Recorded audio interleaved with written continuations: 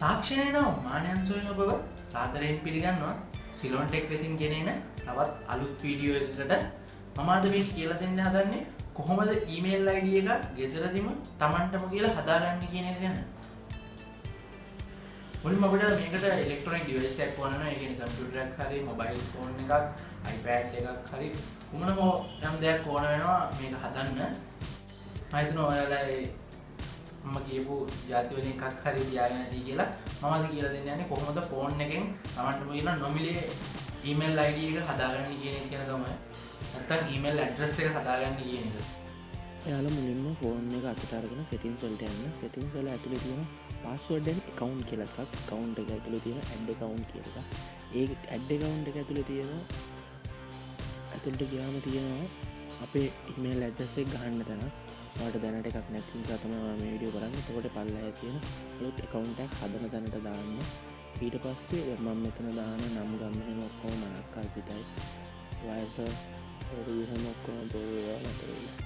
ඉතින් තමයි මම මෙතන දාන්න බලාපොරොත්තු වෙන්නේ. ඔයගලන්ගේ ඇත්තම තොරතුරු දාන්න security reason එකකට ඒ ටික ඕන වෙනවා.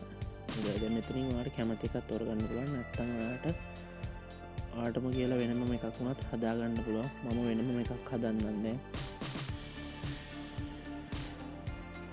2020 හදන ඉන්න මම 20 කියලා දානවා. ඊට next කියලා දානවා. ඊට පස්සේ ඉන්නේ password එක ගන්න තැන. password එකටත් මම password එක සුරක්ෂිත කරනවා හින්දා තමයි බ්ලර් කරලා තියෙන්නේ. ඔයාලන්ට කැමති password එකක් දාගන්න පුළුවන් මේකට. ගොඩක් වෙලාවට password එක දාද්දි capital simple ලකුණු දානවා නම් ගොඩක් හොඳයි.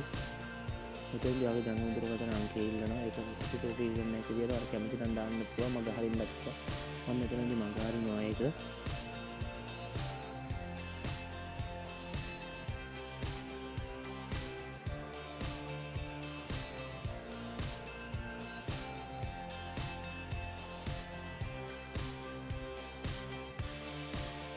මම හිතනවා ඔයාලා මේ වීඩියෝ එකෙන් දෙයක් දැනගන්න නැති කියලා යාළුවන්ට දැනගන්න ෂෙයා කරන්න අවශ්‍ය කරන්න එපා.